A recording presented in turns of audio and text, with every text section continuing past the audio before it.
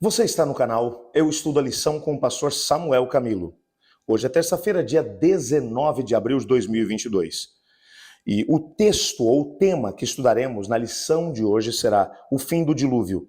Texto-chave para o nosso estudo, Gênesis capítulo 8, verso 1. Lembrou-se Deus de Noé e de todos os animais selváticos e de todos os animais domésticos que com ele estavam na arca. Deus fez soprar um vento sobre a terra e baixaram as águas. Esse texto é um texto realmente significativo.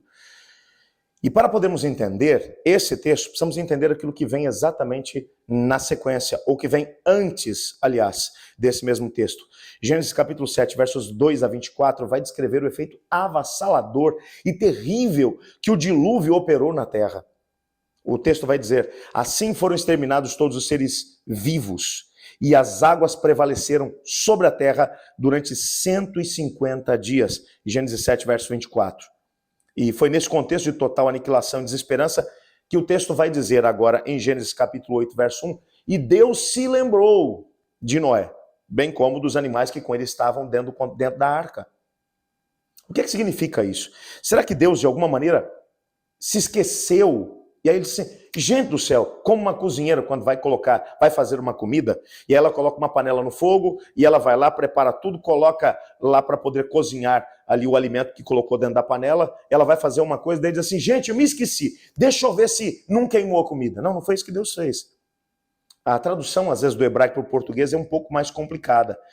O verbo que vai aparecer aqui, que é traduzido como "e Deus se lembrou", é o verbo zakar. Em hebraico, lembrar, esse lembrar não significa assim: Deus tinha se esquecido e se lembrou. Não. A ideia do verbo zakar, que vai aparecer aqui, significa que Deus, ele na verdade se lembrou para a salvação. Ou de que Deus não tinha se esquecido, mas que o tempo certo para a intervenção dele chegou. Isso significa que Deus se lembrou.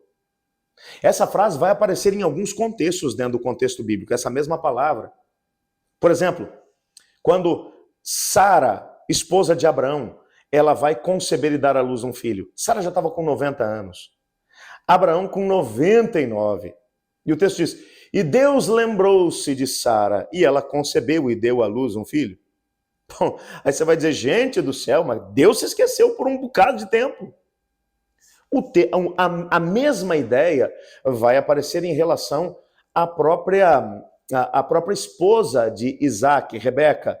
E Deus lembrou-se de Rebeca, e ela concebeu e deu à luz um filho. Ou dois filhos, no caso. Aí, né? Quando você vai olhar depois para a própria Raquel, a esposa de Jacó, e Deus lembrou-se de Raquel, e ela concebeu e deu à luz um filho.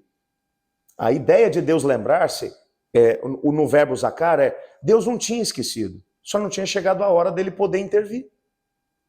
Quando você olha para o texto, você percebe, já faziam 150 dias que a água predominava sobre a terra.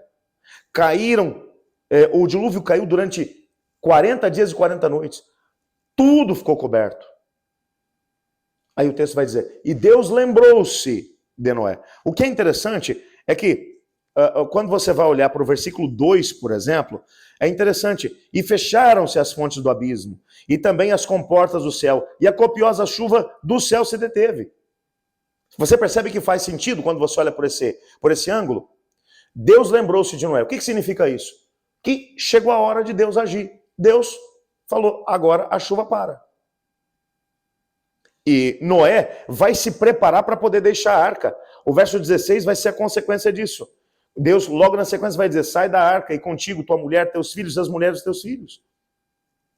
Deus estava agora num processo preparando a experiência do próprio Noé para que os acontecimentos que deveriam ter lugar exatamente à frente pudessem ter lugar. Nós não podemos olhar para a Bíblia e achar que Deus se esquece da gente. Se Deus se esquecesse de nós, por uma fração de segundos a gente deixava de existir. Ele nunca nos esquece. Nós fazemos parte da história de Deus.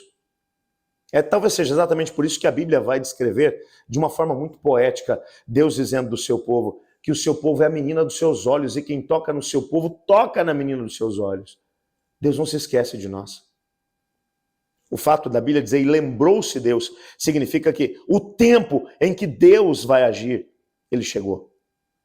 Um detalhe que pode ser aplicado aqui dentro desse aspecto da história é que apesar da chuva ter parado, apesar de todo o processo de dilúvio ter terminado, as águas ainda cobriam a terra.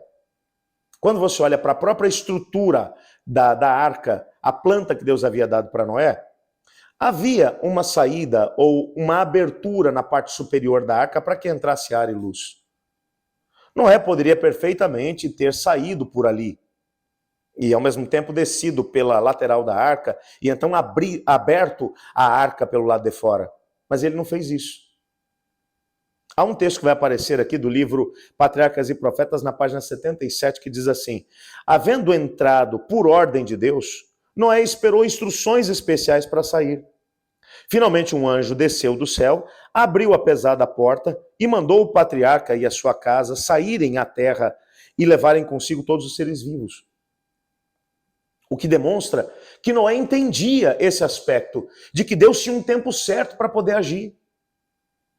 E competia a ele, claro, eu tenho a plena certeza, o texto não fala sobre isso, mas eu tenho a plena certeza de que a vida de Noé, que sempre foi norteada por uma vida de oração, de busca, de clamor a Deus, esse período, mais do que nunca, ele deve ter clamado muito a Deus.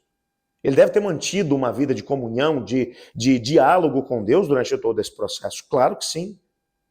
Mas o que o texto está dizendo para a gente é que Noé, ele conversando com Deus, creio nisso, ele ainda esperou pelo tempo em que Deus abriria a porta.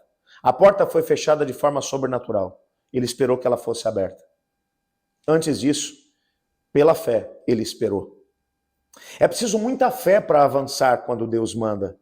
Noé precisou de fé para avançar quando, 120 anos antes, Deus se aproximou dele e disse, faz a arca. Ele precisou de fé para fazer a arca. Mas ele precisou de fé também para esperar dentro da arca, sem tomar a iniciativa de sair. Porque ele entendia que o tempo ainda não havia chegado. O mesmo Deus que havia dado ordem para entrar, o mesmo Deus que havia mandado fechar a porta, era o Deus que abriria a porta e daria a ordem para que ele pudesse sair. O que você percebe aqui nesse momento é a íntima ligação que havia entre Noé e o Senhor Deus. A ligação de alguém que decidiu viver pela fé, tanto para avançar quanto para esperar. Quantas pessoas que estão buscando de Deus, às vezes, uma resposta, e porque essa resposta demora a vir, acabam desistindo de buscar. Acabam desistindo, às vezes, até mesmo de Deus. Existe fé que nos faz avançar e fé que nos faz esperar. Qual delas é mais importante? As duas são igualmente importantes. Viver pela fé significa exatamente isso. Avançar quando é preciso e esperar quando é preciso. Eu gosto muito de pensar na história do próprio Daniel, que durante 21 dias em jejum e oração, ele esperava pela resposta de Deus. 21 dias, e ele teve apenas o silêncio da parte de Deus. Quando finalmente o anjo Gabriel apareceu e disse para ele, uma luta estava acontecendo no mundo espiritual. Se não fosse o próprio Cristo ter vindo para poder lutar em meu favor, eu não tinha chegado aqui. Para Daniel, tudo que ele percebia era o silêncio total e absoluto de Deus.